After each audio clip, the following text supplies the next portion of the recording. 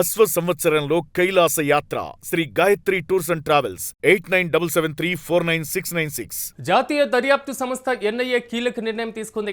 Maoist అగ్రనేత Ramachandra Reddy alias వికల్ప్ అంత్యక్రియలకు హాజరైనటువంటి 230 మంది మాజీ మావోయిస్టులకు ఎన్ఐఏ నోటీసులు జారీ చేసింది.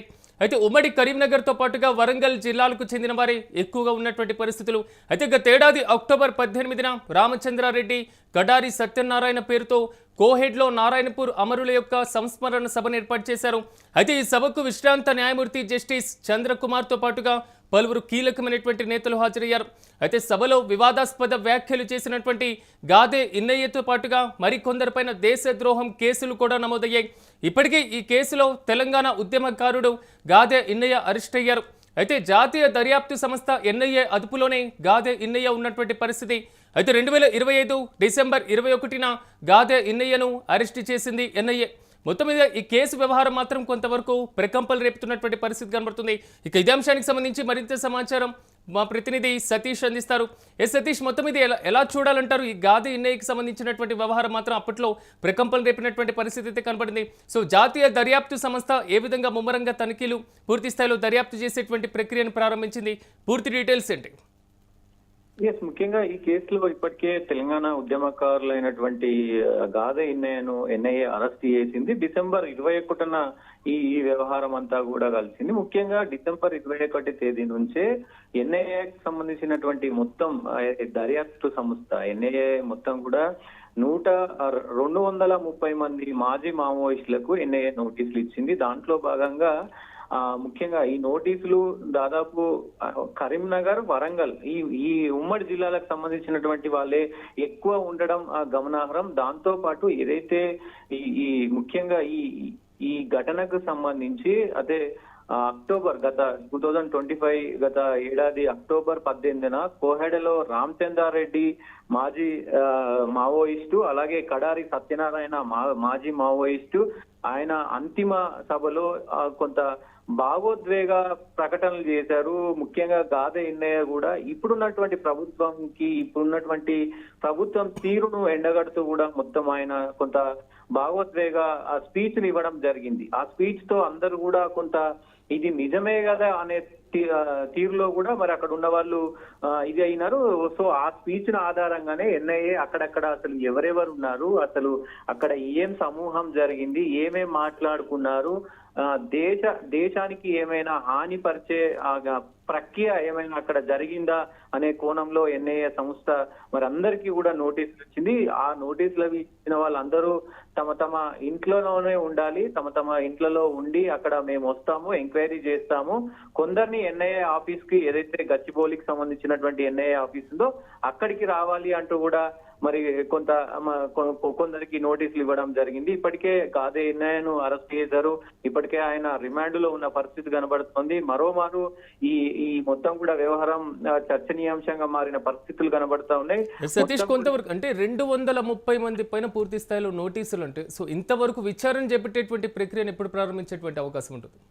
ముఖ్యంగా ఇప్పటికే చాలా మందిని అటు మావోయిస్టులతో పాటు సోషలిస్టుల పైన కూడా ఇందులో కేసులు అంటే ఎన్ఐఏ నోటీసులు ఇచ్చిన పరిస్థితి కనబడతా ఉంది సిరాజ్. ముఖ్యంగా ఎవరు మావోయిస్టు భావజాలాలకు మావోయిస్టులకు హెల్ప్ చేస్తున్నారు అనే కోణంలో కూడా ఎన్ఐఏ మొత్తం దృష్టి పెట్టింది. దాంతో పాటు ఈ మావోయిస్టు భావజాలాలకు ఎవరైనా సానుకూలంగా స్పందిస్తున్నారా అనే దానిపైన కూడా మరి ఇటు సోషల్ మీడియా, యూట్యూబ్ కావచ్చు, ఫేస్బుక్ కావచ్చు, ఇన్స్టాగ్రామ్ కావచ్చు, ట్విట్టర్ కావచ్చు, సో వాళ్ళు మొత్తం కూడా ఈ ఎన్ఐఏ ఈ సోషల్ మీడియా పైన మొత్తం కూడా ఫోకస్ పెట్టింది. ఎవరెవరు అనుకూలంగా మాట్లాడుతున్నారు మావోయిస్టులకి, ఎవరెవరు అనుకూలంగా మావోయిస్టులకి వార్తలు వేస్తున్నారు, సో వాళ్ళకి అనుకూలంగా సోషల్ మీడియాలో మాట్లాడుతున్నారు, వాళ్ళకి సపోర్ట్ గా మాట్లాడుతున్నారు, వాళ్ళందరి పైన కూడా కేసులు పెట్టిన పరిస్థితి ఉంది. వాళ్ళు విచారణ ఇప్పటికే ఇప్పుడు ఏదైతే గాదే ఇన్నయ్యను అరెస్ట్ చేశారో అప్పుడు కొంతమంది సోషల్ మీడియాకు సంబంధించిన వాళ్ళను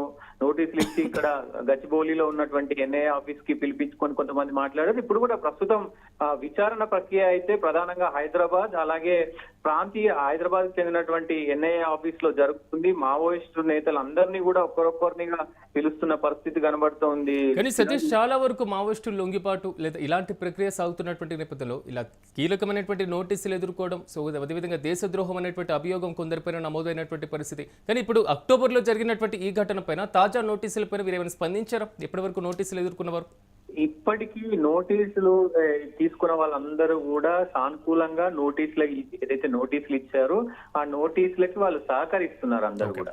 ఎక్కడ కూడా ముఖ్యంగా అక్కడ గాదె ఇన్నయ్య కొంత అమిత్ షాని కొంత దూషించడం గాని, మోడీని కొంత దూషించడం గాని, ఇటు మొత్తం కూడా ఏదైతే మంత్రిత్వ శాఖకు సంబంధించినటువంటి వ్యవహారం కాబట్టి సో దేశానికి ముప్పు కలిగించే అక్కడ ప్రకటనలు చేశారు, అక్కడ ఆ స్పీచ్ అనేది చేశారు అనేది ప్రధాన ఇంటెన్షన్ గా ఎన్ఐఏ దర్యాప్తు చేస్తా ఉంది. సో ఆ ఉద్దేశంతోనే అక్కడ మొత్తం కూడా ఎవరెవరు మాట్లాడారు ఏంటి అనే దానిపైన మొత్తం కూడా వాళ్ళు రికార్డులు తీసుకున్నారు. ఆ రికార్డులో భాగంగానే మరి ఈ 230 మందితో పాటు కొంత ఏదైతే సీనియర్ జర్నలిస్టులు కూడా దీంట్లో కొంతమంది ఇన్వాల్వ్డ్ అయి ఉన్నారు.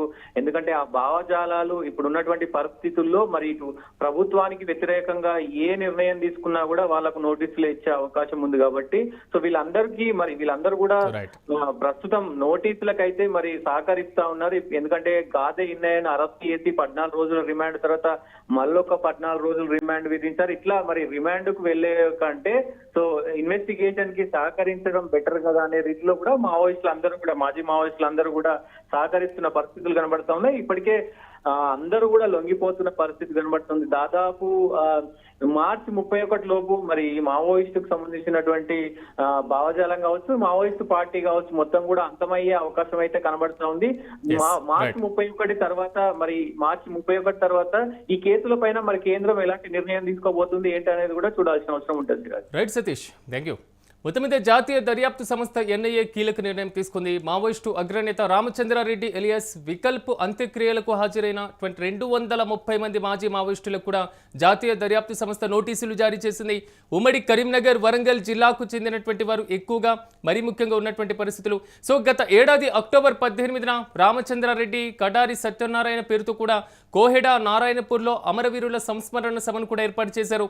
అయితే ఈ సభకు విశ్రాంత న్యాయమూర్తి జస్టిస్ చంద్రకుమార్తో పాటుగా పలువురు కీలకమైనటువంటి వ్యక్తులు కూడా హాజరైనటువంటి పరిస్థితి. అయితే ఈ సభలో వివాదాస్పద వ్యాఖ్యలు చేశారు గాదె ఇన్నయ్య.